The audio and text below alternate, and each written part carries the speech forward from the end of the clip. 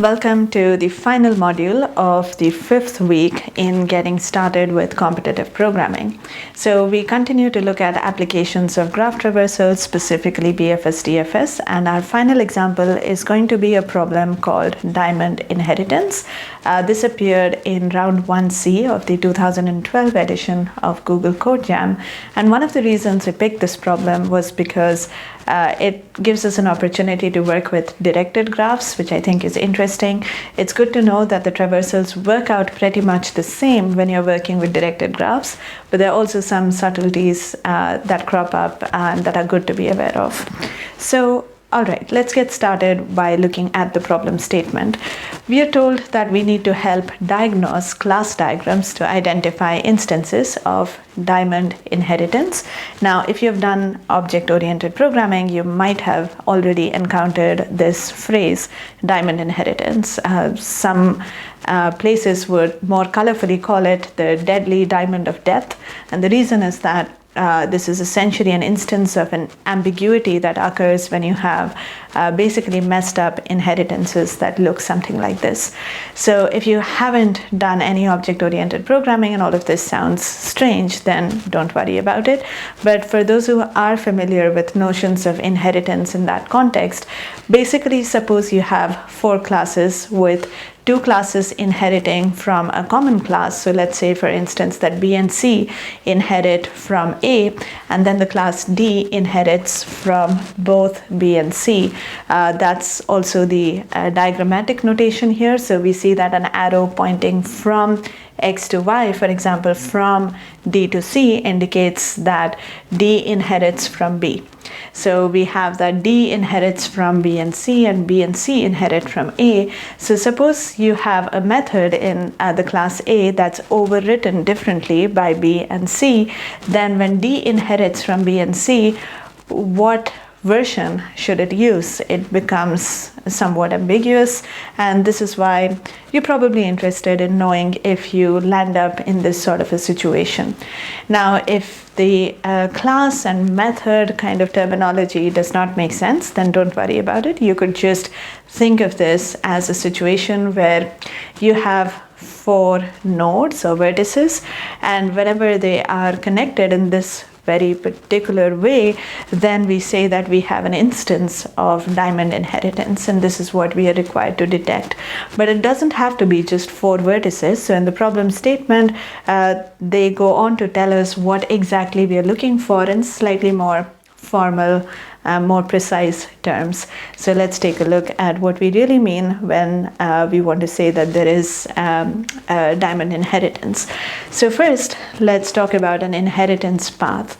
So an inheritance path from X to Y is defined as a sequence of classes, X, C1, C2, and so on up to Cn, and then followed by Y, where X inherits from C1, Ci inherits from Ci plus 1 for all I between 1 and n minus 1, and finally Cn inherits from Y. So this might remind you of the notion of a path that we talked about when we were discussing the notion of connectivity in the second module. And there a path was simply a sequence of vertices such that every pair of consecutive vertices had an edge between them. And now this is pretty much the same idea. You would just have to think of your classes as being vertices of a directed graph, and you add an edge between 2 vertices if the corresponding classes are such that one inherits from another, and you make sure that the orientation respects the direction of the inheritance. Now, in this graph, an inheritance path is simply a sequence of vertices so that the consecutive vertices have a directed edge going between them, connecting the vertex that appears earlier in the sequence with the vertex that appears later in the sequence. So you can map this notion of an inheritance path as applied to classes to a directed path in the graph that you derive from these classes. So we say that a class diagram has a diamond inheritance if there exists a pair of classes X and Y such that there are at least 2 different inheritance paths from X to Y. That's the definition of a diamond inheritance. So essentially it doesn't have to be literally a diamond on 4 classes.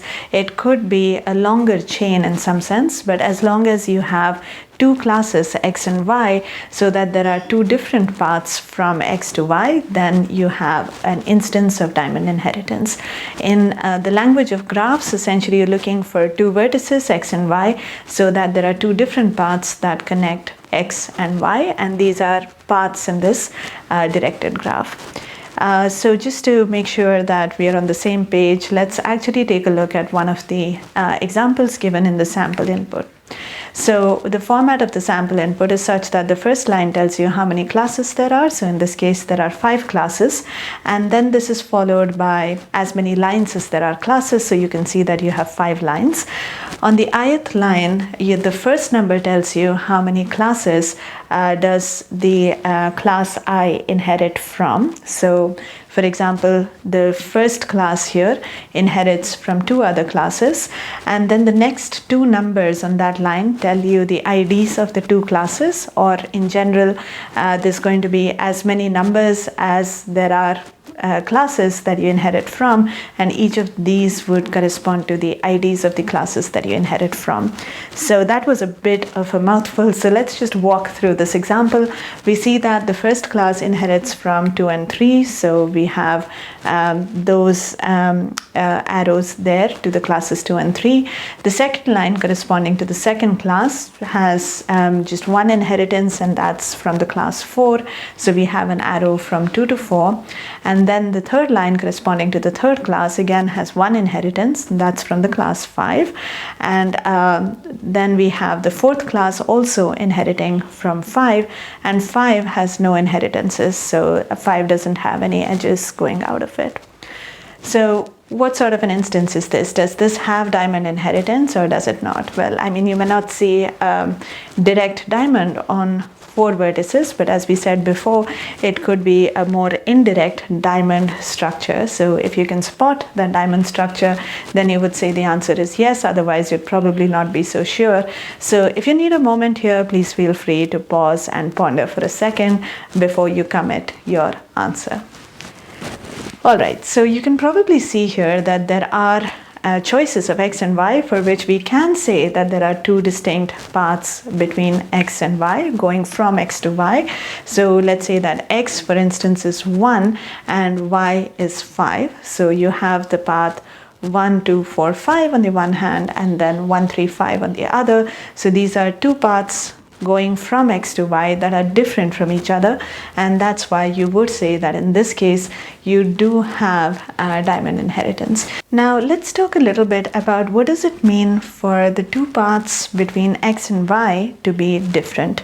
I think there are 2 natural interpretations of the word different as given in the problem statement. So the first interpretation could be that these 2 paths are completely disjoint from each other, and the other could be that they differ on at least one vertex other than the endpoints. Of course, when I said completely disjoint, once again, you exclude the endpoints because these 2 paths, of course, start and end at the same vertices, namely X and Y. So let's just argue that it doesn't really matter which interpretation you go with. They actually amount to the same thing in the following sense.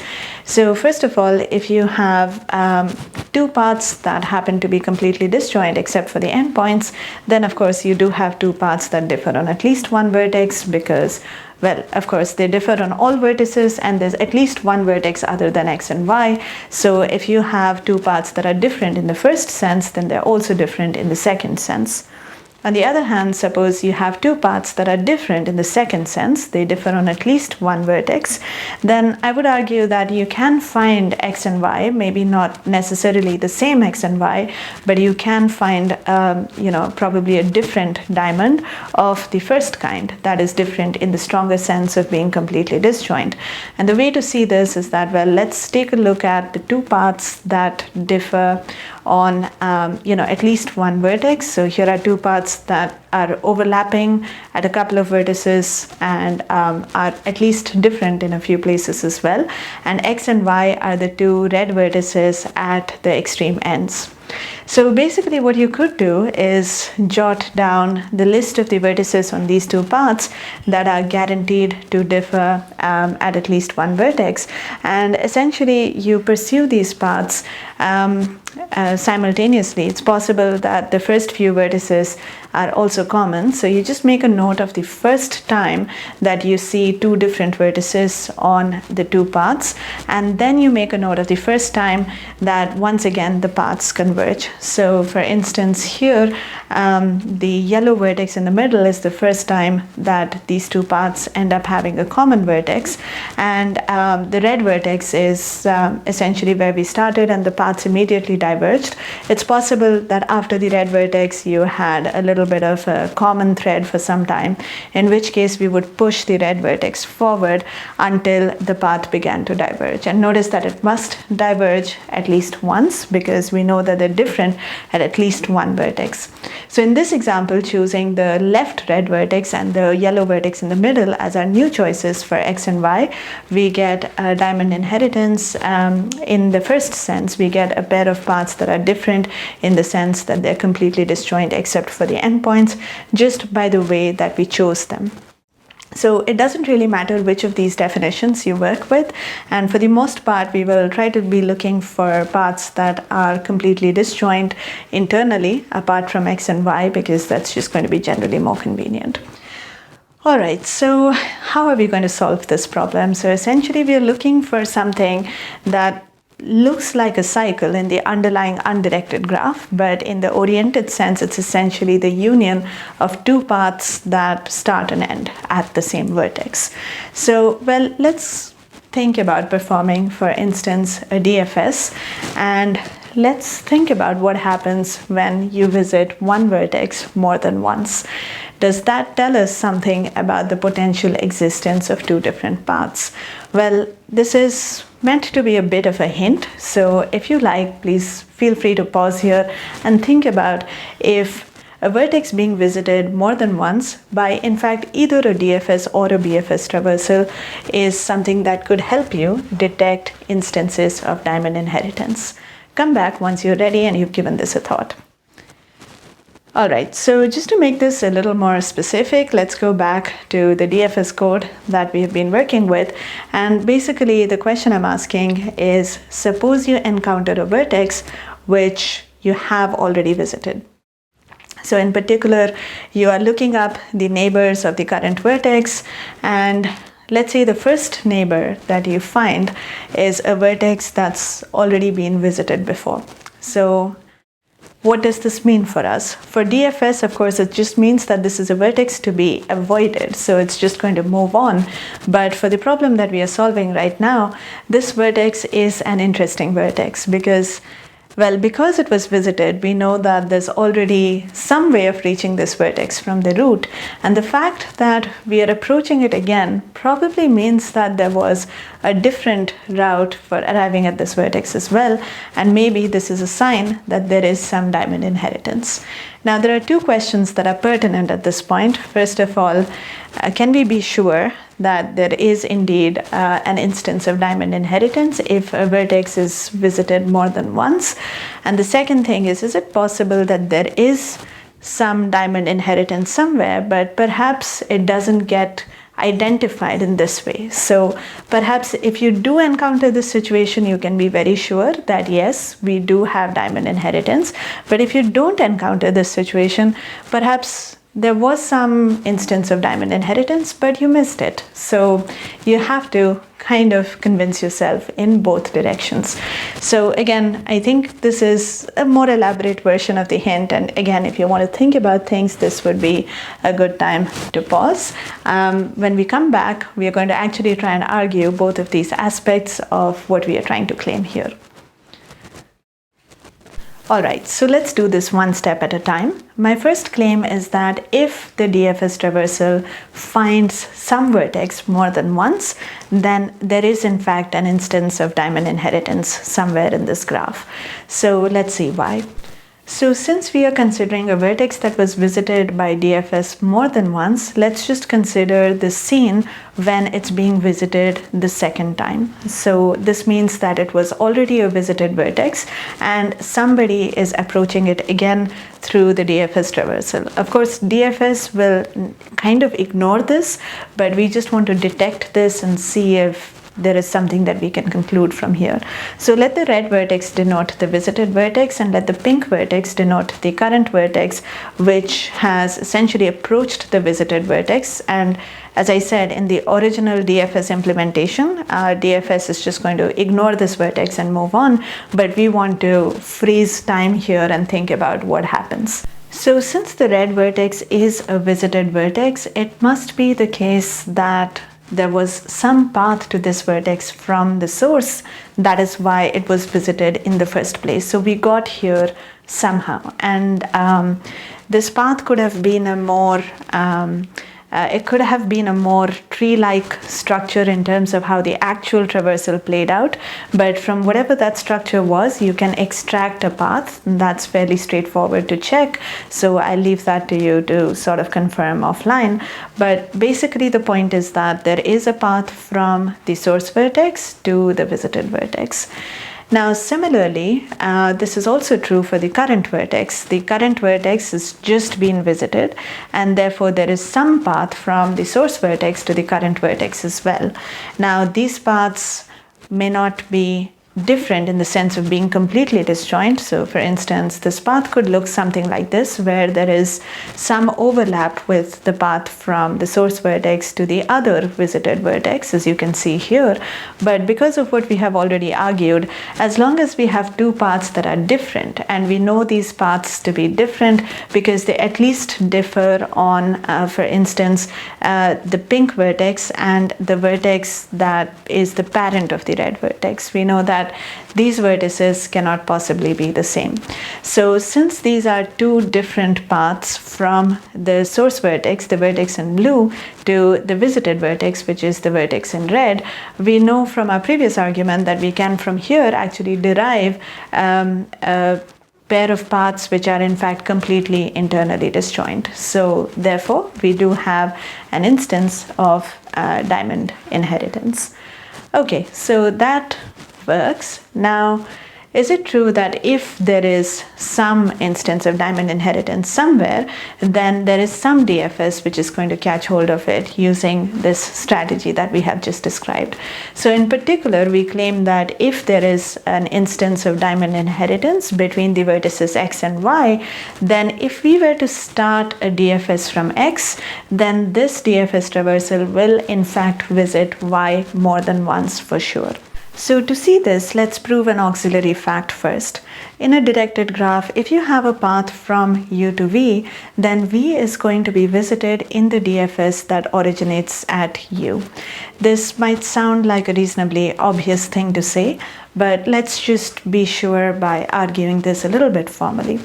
So suppose not, right? So suppose there is a path from u to v, but v is not a visited vertex in the DFS starting at u. Then, well, let's look at this path from u to v and let's identify the last vertex on this path that was visited. So this is well defined because u is definitely a visited vertex, that's where it all started. And let's just try and pinpoint the last vertex on this path that was visited. Well, whatever that last vertex is, it's not v because we are assuming that v was not visited for the sake of contradiction. So that last vertex is lying somewhere in the middle of this path. But now notice that the way DFS works is that it's going to approach every out neighbor of this vertex, which was presumably the last visited vertex on this path. And at that point, it would have certainly approached the vertex, which was the very next vertex on this path. And therefore, the next vertex would have also been visited, contradicting our choice of, the last visited vertex. So if this argument went by a little bit too quickly, then there is a link in the description of this video, which has a write-up of the proof of this fact that every reachable vertex is in fact visited, and you could take a look at that as well. But why are we interested in this fact? Well, remember what we are given is the fact that there is some diamond inheritance between X and Y, and we want to argue that Y has been found twice by the DFS starting at X, at least twice. So what does it mean that X and Y are witnessing diamond inheritance? It means because of what we showed earlier, we could just assume that there are two internally vertex disjoint paths between X and Y. So here are these two paths, for example, and now let's just look at the vertices that appear just before Y on these paths, right? So these are the two pink vertices. Notice that these two pink vertices are reachable from X, therefore they are going to be visited by the DFS traversal starting at X. But if they're visited, then whenever both of these vertices are visited at whatever times, they are going to try and approach Y. Now at this point, Y may or may not be a visited vertex. Let's say that the pink vertex is visited. Let's say that the pink vertex that is on the top path is visited first, and when it approaches Y, perhaps Y is not a visited vertex, or maybe it's been visited already. It doesn't really matter. The point is that because both of these pink vertices are visited vertices in the DFS traversal starting from X, both of them will witness at least one ping to Y. So this proves the fact that if there is a diamond inheritance between X and Y, then for sure you are going to approach Y more than once in the DFS traversal starting at X. So this is the statement that we just proved, and this also motivates our solution. So how would we basically take advantage of the facts that we have just shown and wrap it up in an algorithm that will help us identify diamond inheritance? Well, what we could do is essentially guess all possible choices of X. We don't know where the diamond inheritance might originate, so we simply try all possible vertices. But having fixated on a vertex, essentially we run a DFS starting from that vertex and watch out for whether this event happens, that some other vertex is approached twice, is reached twice by the DFS traversal. It doesn't have to be exactly 2 times, of course. What's important is that it's reached more than once. That's what we want to watch out for. And notice that this guessing of X is really required. You cannot just start a DFS at your favorite vertex and, if this did not happen, no other vertex got approached more than once, you just call it a day and say that there is no diamond inheritance. That will not work. And I want to flag this and emphasize it because in our examples so far, it's basically not really mattered where we start our BFS or DFS. We just say start it at some vertex and, be done with it. But here you really have to initiate your DFS from every possible vertex. I mean, just to really emphasize that it would not work if you just started from your favorite vertex, let's go back to the example that we had where we did have diamond inheritance. This was one of the sample inputs. And now imagine starting your DFS at the vertex 5, for instance.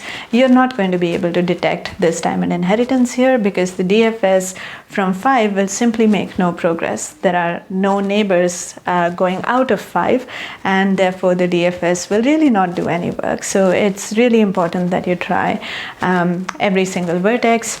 But once you do that, everything that we have argued so far essentially amounts to a proof of correctness for the approach that we are just proposing here.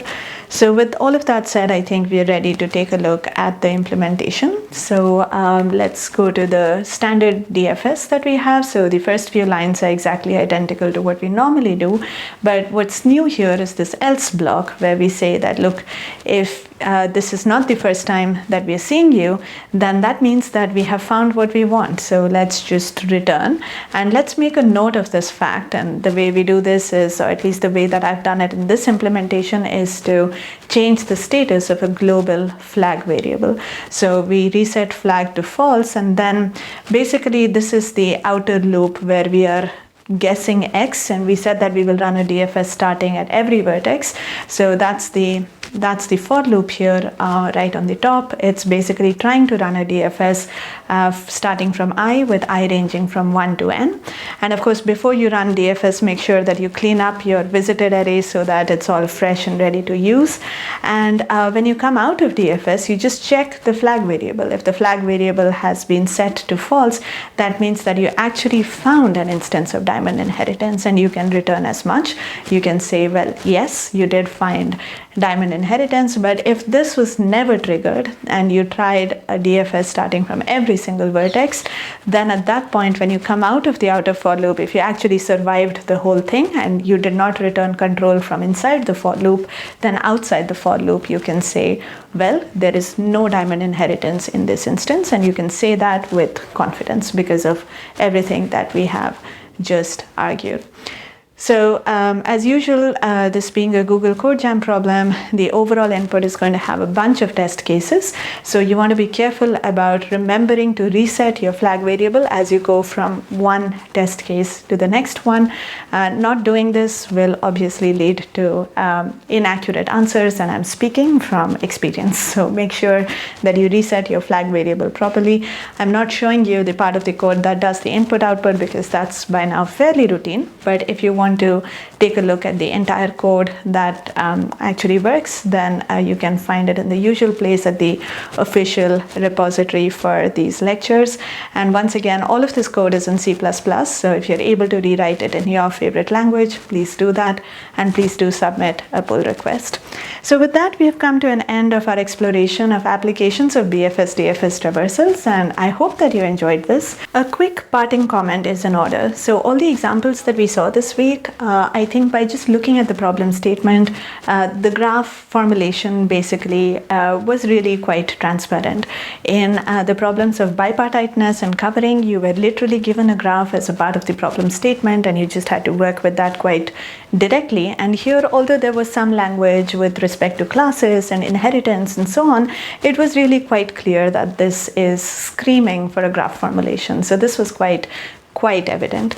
Sometimes the interesting thing about BFS-DFS applications, and with some of the other things that we will see in the weeks to come, the interesting thing is that the graph formulation itself is not so obvious. So you might be given a problem about permutations, or there might be some random story about something that looks like it has nothing to do with graphs, and yet the whole problem can be solved quite nicely by just finding the appropriate graph modeling. So you will find a few practice problems in the extras section on the course website, which give you a couple of examples where I think the graph model is a little less obvious.